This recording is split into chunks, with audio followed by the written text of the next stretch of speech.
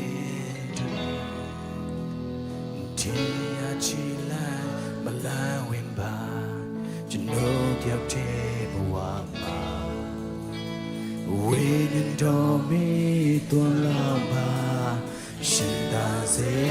qua mà đi cái ba mi chỉ sâu ta ha đi cái ba mi chỉ sâu ta ha tập phi phi ni cả la a chain đã biết si toa me tin khá đã tao cả oh xin ta nên sẽ khai thác mà ta cố để đi phụ ya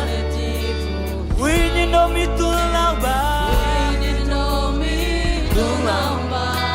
Xin ta sẽ qua Giêsu Giêsu cho nó khổ ba y Giêsu Giêsu cho nó khổ ba y Cha tôi tu go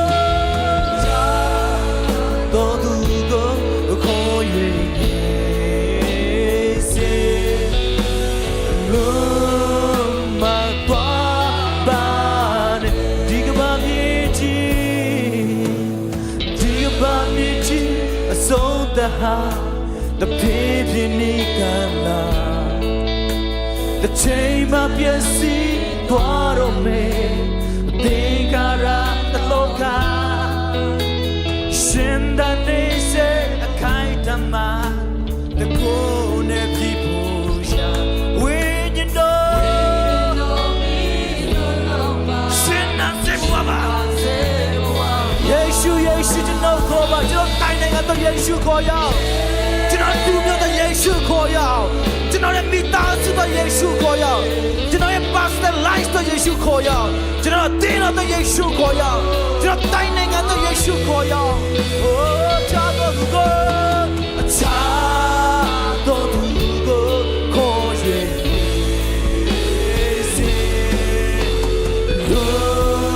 mà